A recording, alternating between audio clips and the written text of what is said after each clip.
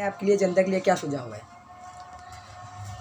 प्रथम तो जनता अफवाहें सुनना बंद कर दे कि फलाने विधायक ने पुलिस को या दरोगा को थप्पड़ मार दिया, फलाने ने बिजली केबल काटने नहीं दिया और गांव में जाके कहे कि हम पहले जेल जाएंगे, जनता नहीं जाएगी।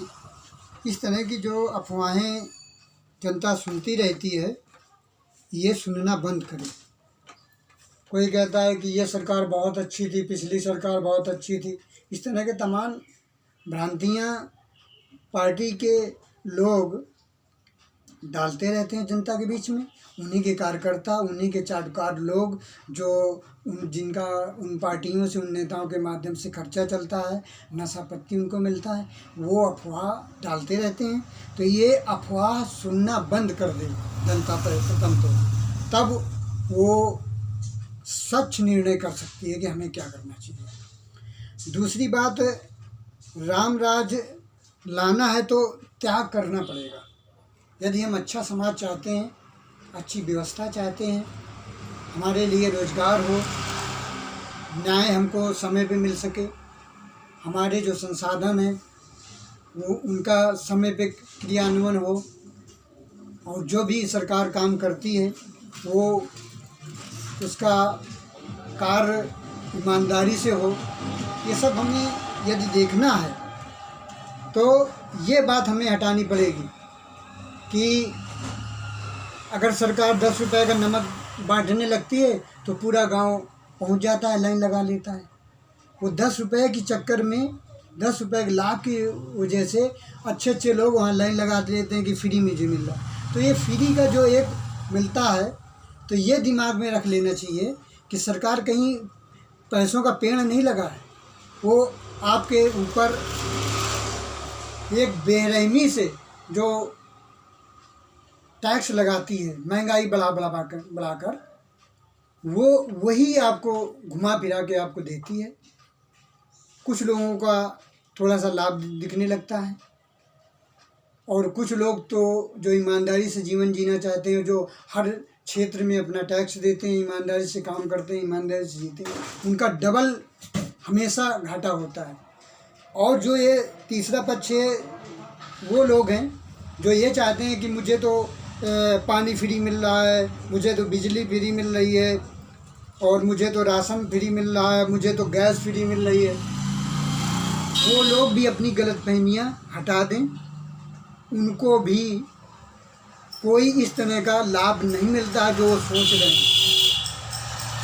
सिलेंडर के नाम से बिजनेस किया गया, और जो चीज़ें संसाधन दिए जाते हैं वो केवल छलिक दिए जाते हैं, केवल अपना वर्चस्व कायम करने के लिए, अपना एक कार्यशैली दिखाने की वजह से, और कुछ लोगों तक ही वो सीमित रहती है। इसके बावजूद भी यदि वो सोचे कि मुझे हो रहा है फ़ायदा, वो उसकी बहुत बड़ी भूल है कि मुझे मकान मिल गया। मकान ही मिल जाएगा, और उसको काम करने के लिए और पारिश्रमिक के लिए, वेतन के लिए, अगर उसको व्यवसाय नहीं रहेगा, उसे वो नौकरी नहीं मिलेगी, तो वो बनाए घर में क्या करेगा। तो प्रथम तो सरकारों को ये कहना चाहिए कि ये नौकरियां दें, यह नौकरियों के एक उपाय सुझाएं जिससे नौकरियां तेज़ी से निकलें और लोगों को हर हाथ में कार्य मिले, काम हो, और वो अपनी कमाई से खुद हर काम कर सकते हैं। जिनको जो चीज़ लेनी है वो ले सकता है। अब सिलेंडर है तो सिलेंडर भी भरवा सकता है, तो कमाई है। और अगर कमाई नहीं है तो वो जितने में छूट है वो भी नहीं भरवाते। आप जांच करवा लीजिए, 50% ऐसे होंगे कि सब घर में रखे हैं, कोई नहीं भरवा रहा है, क्योंकि पैसा नहीं उनके पास, रोजगार नहीं, काम नहीं, तो कैसे करें।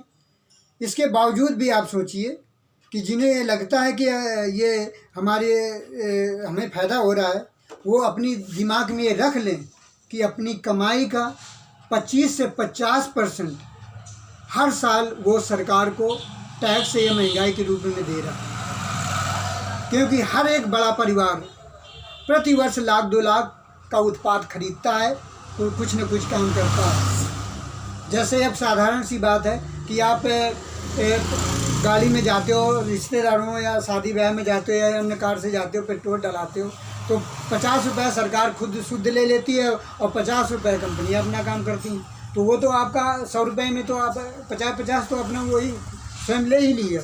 इसके अलावा ये तो साधारण की बात है।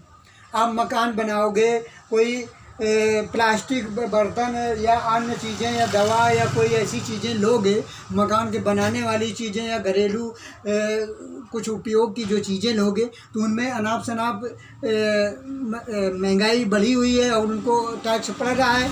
तो वो सारा उत्पाद जब टोटल मारता है एक इंसान तो वास्तव में जब गिना जाता है तो हर बड़ा परिवार लाख 2 लाख की एक साल में पैसे का व्यय करता है उत्पाद खरीदने के लिए। तो वो शुद्ध एक है कि 25 से 50% वो अपनी कमाई का दे देता है। लेकिन लोगों को ऐसे भ्रांतियाँ हैं कि मैं तो कभी 1 रुपया टैक्स नहीं देता हूँ, मैं तो 1 रुपया किसी चीज़ में लगाता नहीं हूँ, मैं तो बढ़िया है, मेरा फ़ायदा हो रहा है सरकार के माध्यम से। ये गलतफहमियाँ वो हटाएँ। सबकी ज़बरदस्ती जेब काटी जाती है, ये समझना पड़ेगा, ये चिंतन करना पड़ेगा। और जब जिस दिन आप ये समझ लोगे तो ये जाति धर्म अपना पराया इस तरह से जो वोट डाल रहे हो, ये वोट डालना बंद कर दोगे कि वो यादव हैं तो यादव को जिता दो, वो कुर्मी हैं तो कुर्मी को जिता दो, केवट भैया हैं तो केवट भैया को जिता दो। अब मालूम पड़ा वही उनको सारी जीवन परेशान करते हैं। क्योंकि एक व्यवस्था है समाज की कि प्रथम वो अपने परिवार से ही सताया जाता है। परिवार में ही एक दूसरे को देख नहीं सकते, एक दूसरे के साथ समरसता नहीं है, भाईचारा नहीं है और प्रेम नहीं है। और एक दूसरे को अन्याय करना चाहता है, उसका ज़्यादा हक लेना चाहता है। ये घर से ही शुरू होता है। तो जब ये होता है तो आपका जाति वाला कौन सा आपका विधायक सांसद और आपके लिए कर देगा। तो इससे तात्पर्य होता है, इससे एक निचोड़ निकलता है कि आप लोग करें क्या, सारी पार्टियों को हटाइए। आपके क्षेत्र में जो एक ईमानदार और स्वाभिमानी कर्मशील सेवा करने वाला आदमी आपके सामने आए उसको वोट करिए। और ये आपकी जिम्मेदारी है, उसको आप अपने दामाद की तरह चिंतन मनन और बेहतरीन उसके बारे में समझ कर ही वोट करिए। तब आपको ऐसा लगेगा कि आने वाला समय रामराज की दिशा में, रास्ते में, पथ में आगे निकलेगा। क्योंकि धीरे धीरे लोग, अच्छे लोग राजनीति में आना शुरू कर देंगे और राजनीति में जब आना शुरू होंगे तो पार्टियां भी अच्छे लोगों को टिकट ढूंढ के देना शुरू कर देंगी। और अभी ऐसा है नहीं, तो इसलिए वो देखते हैं कौन 1-2 करोड़ खर्च कर सकता है, उन्हें को टिकट दे देती हैं और वो लोग टिकट पा के और जीत के 1-2 करोड़ की जगह 10-20 करोड़ जमा करते हैं। अंततः एक मध्यम वर्ग और नीचे लोगों का ही घाटा होता है। ये परम सत्य है, ये समझना बहुत ज़रूरी है प्रत्येक परिवार, प्रत्येक जनता को। यही उनसे मेरी विनती है कि आप सोच समझ के वोट करिए।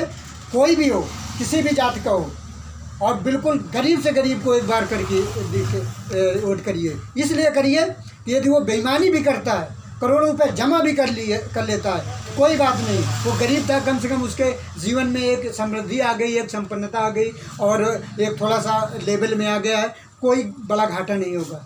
लेकिन जो अरबों रुपए जमा किए हुए हैं और वो और जमा कर रहे हैं, ये हमारे लिए सही सोच हमारी नहीं हो सकती है और ये चिंतन का विषय नहीं है। ये इस पर हम आप सबको सोचना ही पड़ेगा। तो मेरा कहना है कि ईमानदार और स्वाभिमानी इंसान को आगे बढ़ाइए। जय हिंद, जय जय हिंदुस्तान।